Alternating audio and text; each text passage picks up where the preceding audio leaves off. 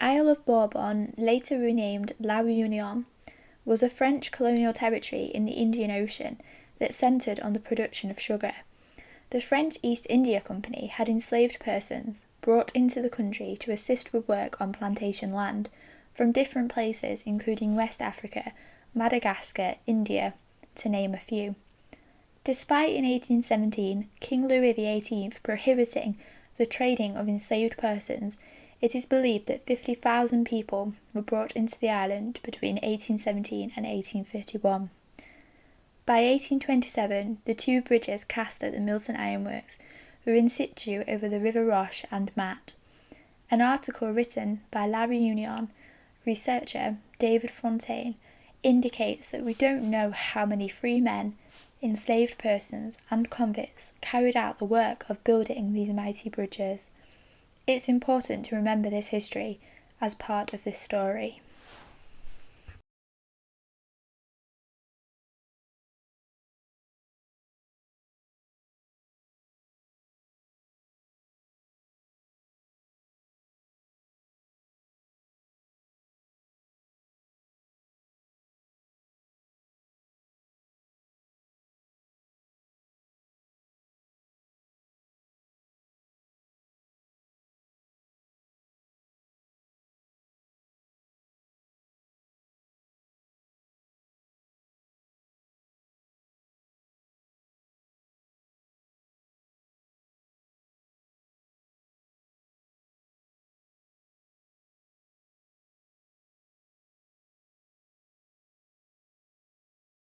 And they had the relatively newly installed actual ironworks to forge and foundry to be able to cast material and to kind of make it into, in this case, bridge parts.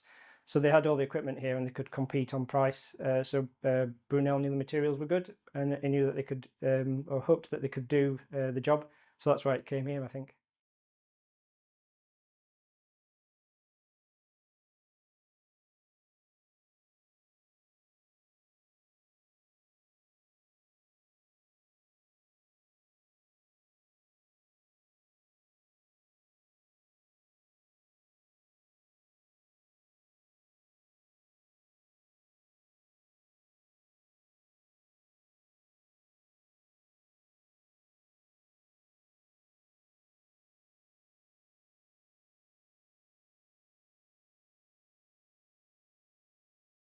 A French engineer who ended up sort of settling in Britain. He married a British woman and had a family here. The name Brunel does seem to be sort of synonymous with bridges, particularly suspension bridges, but that's usually kind of Isambard Kingdom Brunel, so the kind of younger Brunel, Mark's son. Mark Brunel's most significant innovation was the invention of the tunnelling shield. So this he patented in 1818. It consists of three frames, one on top of each other, in a line of 12 for a total of 36 frames, each one the size of a man.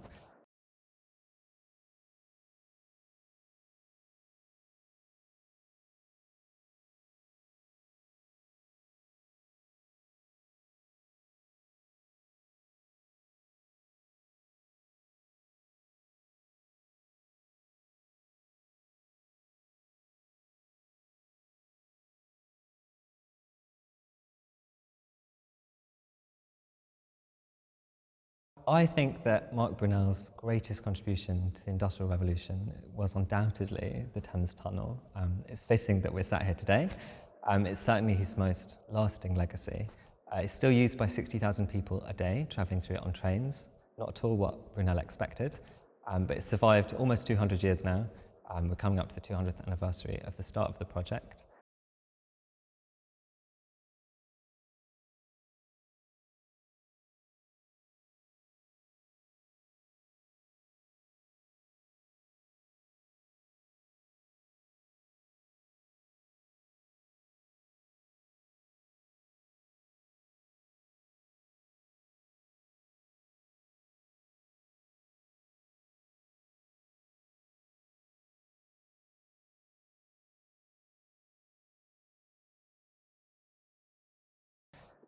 Best grade kind of Yorkshire best, as well as usually kind of secondary, kind of what they called number three. iron, and that was used for kind of just producing pig iron.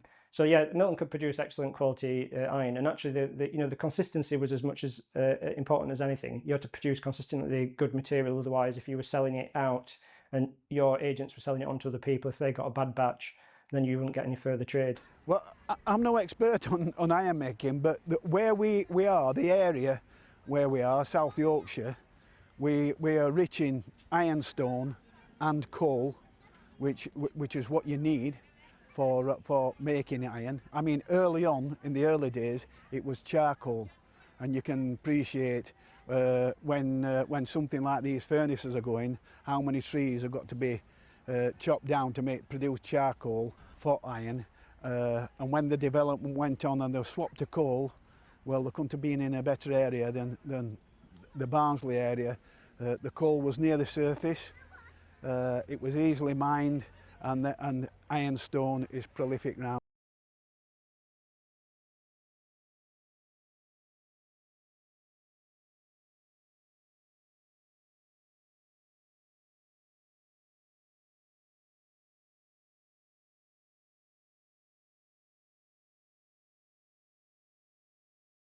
So one thing we found that we really weren't expecting was we found the remains of furnaces at this top level, and as part of that trench we also found layers and layers of made ground which was full of ironworks slag, and it was really concreted, and we think basically what they were doing is they were using the slag from the ironworks to develop areas of the site to put other bits on. Well, we targeted the dig based on geophysics results that Historic England had done for us, and we were hoping we might find some remains of the ironworks. To start with, we opened a trench that went down for metres and went straight through Victorian and early 20th century municipal waste. So this site had been used as a dumping site for a number of years, and we found that actually a lot of the remains are covered in metres of that spoil.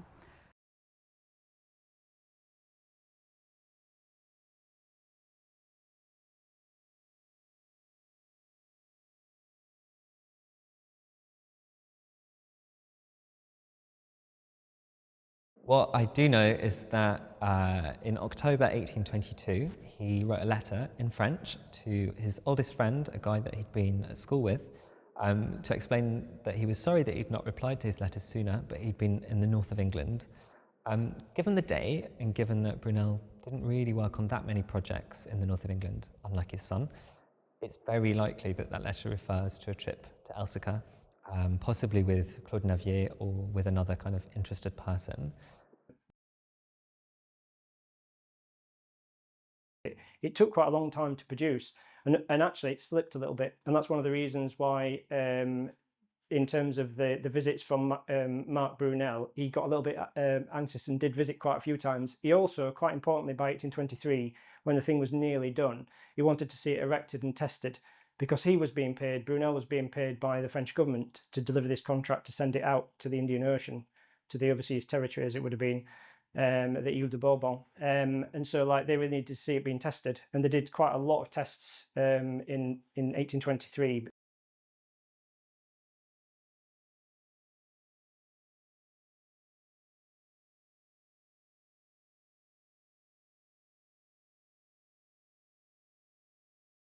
But then it was shipped on, we think, a ship called John Barry, which was originally a Whitby-built sort of 500-ton vessel.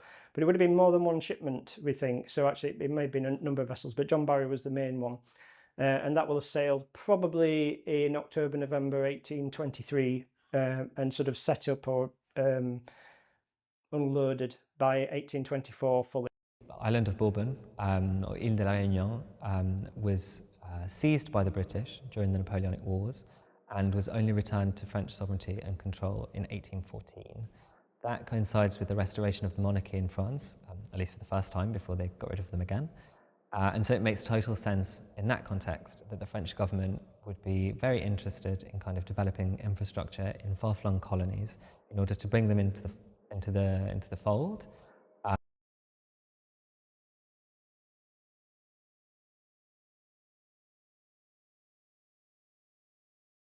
The idea of the workshops was for children to and young people to understand the history of the bridges and the designing element. So the different types of shapes that you'd need to design a bridge, whether it's a truss bridge or a beam bridge or a suspension bridge.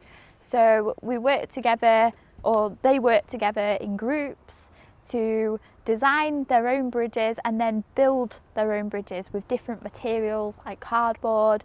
We used engineering materials like screws and screwdrivers and little saws to help the young people to build their own designs that they had themselves designed. Is really that they were developing the sugar industry in Reunion. In order to kind of develop the sugar industry, they needed to improve the sort of internal communication, the road systems, and that involved bridges as well. In order to bring the labour in to work the sugar, they needed to connect the towns, because Reunion is basically kind of almost a sort of squished pie shape with lots of rivers going out to the kind of periphery. And so in order to kind of communicate around the island and get from centres of industry to get materials from sugar works out to kind of docks and things for delivery, you do need to improve road communications. So that's one of the reasons really why they wanted to do bridges. And I remember this area where I'm sat being the bottom pond, one of three. I was probably about 6-year-old when it was drained and filled, used as landfill, but it is literally where the Milton Ironworks and Foundry were, what made the famous bridges back in Milton in the day. I think wonder's a really interesting thing to think about. I think it always depends on your perspective. I think some people find the kind of engineering work that Mark Brunel was doing as really wondrous in and of itself. You know, the first caisson method to sink into the ground to dig a tunnel, the world's first tunnel under a river, the first tunnelling shield, the kind of engineering outputs and the engineering kind of innovations he came up with were so wondrous in and of themselves. One of the largest or most important legacies of Mark Brunel is to bring an end to days of wonder. I think that some of the projects he did, certainly at the start, and I'm thinking particularly of the Thames Tunnel, created wonder and were certainly wondrous places that people were particularly interested in and kind of wanted to go and see because they were amazed by them. But ultimately, I think that Brunel's legacy lies in kind of making the wondrous pedestrian. He showed that things that we previously thought were impossible were entirely possible. 60,000 people go through the Thames Tunnel every day. They don't really wonder about what they're doing. They're not amazed by the fact it exists. They know there are other tunnels. So this heritage that we've got there, it does need preserving, because otherwise developers will come along and just snatch it away from us. We need it for our future generations. My granddaughters are here on this building bridge project, so I will be explaining to them. They're only 5, but as they grow older, what the heritage of Elsica and Milton and Hoyland we've got, and we've got loads of it here. It's a fantastic area for the industrial side, the start of the industrial revolution, you know, on site at Elsica.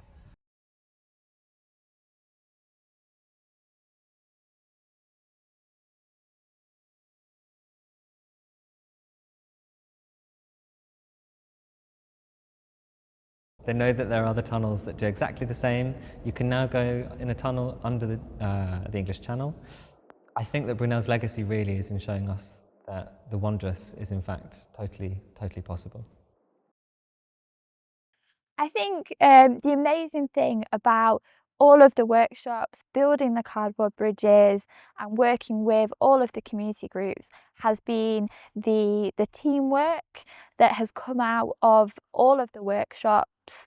Working with a group of brownies, we found that one girl who would normally not be working with other people, she might prefer to work on her own, actually she got stuck in and everyone was working together, and it was an absolute, it's been fantastic, and I've been really proud to see how people have reacted to this and been creative and with making their bridges.